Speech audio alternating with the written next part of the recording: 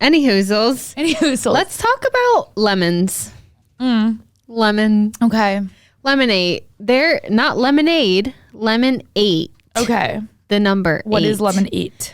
Okay, it's a new app, and I just want to be the first ones to talk about it. Okay, because you just want to be the first. I want to be the first. Not because you care, but because you want to be the first. Yeah, I have no intentions on ever downloading this photo-based app.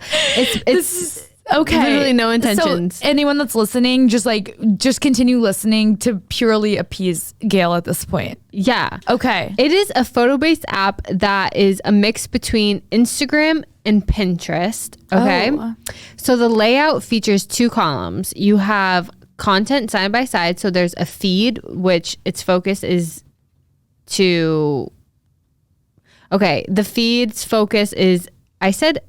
This is why I can't even type. I wrote imagine. I know I didn't mean imagine. I meant images. Oh. The feeds is images and text, typically tips or recommendations.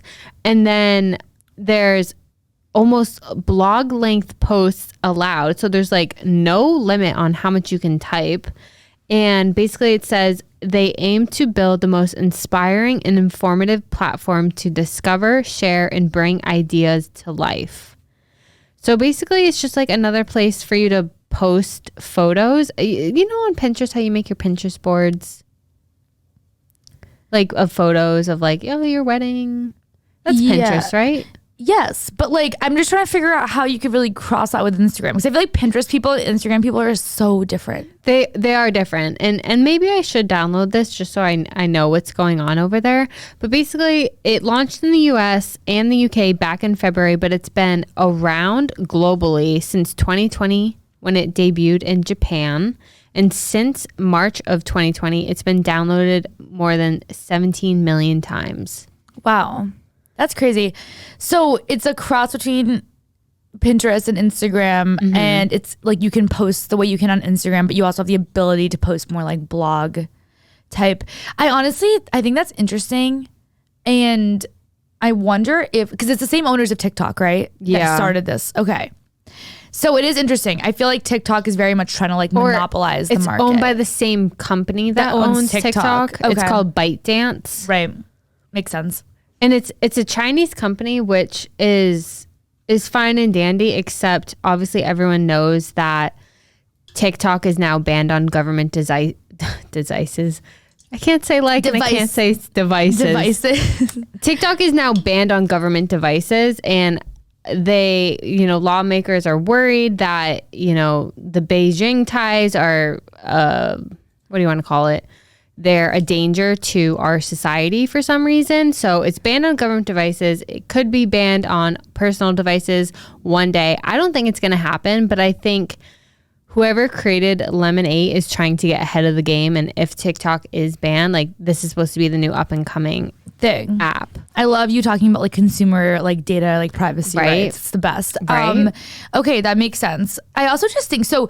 This isn't, I'll poke around on the app to see if it's like interesting or not. But I do think it raises an interesting question, because when TikTok first came out, I don't think any of us thought that TikTok would ever be a place that people went to before they went to Instagram. I was like, Instagram is key, Instagram is king, and no one is ever going to go anywhere else. Like you post pictures of yourself, your friends, there's the stories feature. Like why would anyone ever leave Instagram? It just, I couldn't picture a world in which people didn't always put Instagram first. But like the past year and a half, it's like, people they click on TikTok before they go on Instagram. And honestly, these days I go on Instagram and like look at people's stories, but I rarely like scroll. Do you ever really just scroll through Instagram? Like I'm talking like scroll downwards, like into people's posts. I feel like people look at people's stories, but not really their posts anymore. I do look at people. Okay. I do look at the feed, Maybe but it's I'm just not scrolling like 20 posts. Like I'll scroll the first 5 and keep it moving.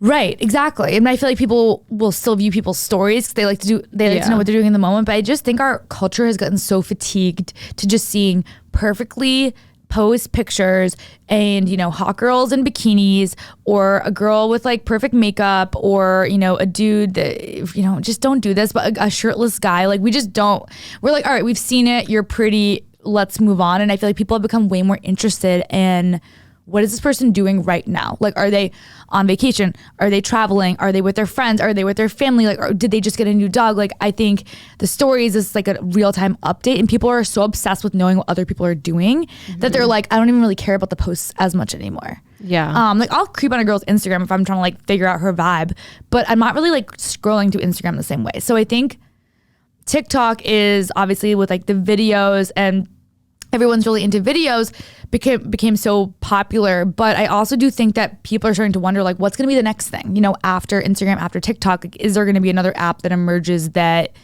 will be the next big thing? And I don't know if it's Lemon8 or not, but I've been wondering this for a while. Like, I think a lot of people thought maybe Be Real would be, oh yeah, that is interesting looking. Maybe cool? maybe I'll download it and see. Maybe we're like early adapters.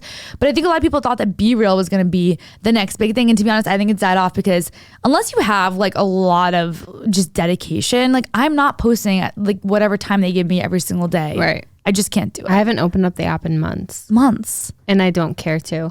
I'm also not a Pinterest girly. No. I dabbled with it, you know, back in the day. I go on when I look for like nail inspo, or like I do have a wedding board. Like I feel like you have to. Every girl has. I don't have one. You don't have a wedding board? No. Just like a bunch of random shit that you've pinned over the years that you're like, I'm going to come back to this. No. Like you don't have like your dream wedding dress on Pinterest. I know what I want. I want like spaghetti straps and a long, like a open back, but I don't know anything else. That's cute. I have no idea. No. I want long sleeves for sure. You do? I've always wanted long sleeves. That's very you. Lace? No. Really? No. I'm not a lace girl. I'll show you what I want. Okay. I'll show you the pictures on my Pinterest. Okay. Fabulous. But you know what I mean though? Like, do you ever wonder that? Like, where is our culture going? Like, what do people want next?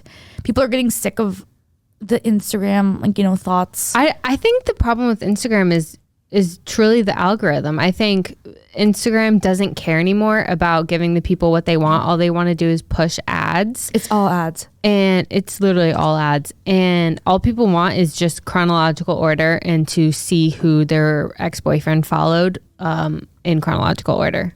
Yes. Like, that's all people want. Yes. Bring back the feature where I can tell if he followed Emily and when 5 years ago, or if he followed her after we started dating. I want to find out. Exactly. And so Instagram is kind of, I feel like, dying off. More people are, even Snapchat is the way to make money these days. Believe it or not. People are coming back to Snapchat. I was talking to my sister about this the other day, because I think I said this on the podcast a few months ago.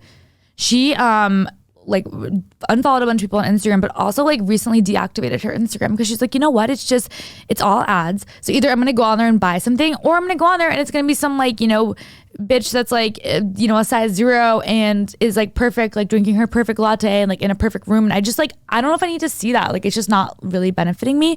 But she was like, I do like the aspect of taking pictures and like sharing like your experiences with your friends and stuff. So she went back to Snapchat, because she was like, it's a lot smaller of an audience. Like, the people you're friends with on Snapchat, you're not competing for like having thousands of followers or anything like that. To share. Yeah, it's genuinely just like, all right, I could have, I don't know, maybe 100 people on Snapchat and I actually know them. Right. And when I post a story, it's to them and we can interact with each other, versus like, I'm posting this for show for thousands of people. And she was like, I actually like it way better, and I think it's way better for my mental health, because I can still like interact with people on a social media platform, but it doesn't have to be with thousands of people. It can be with like 100 or 2.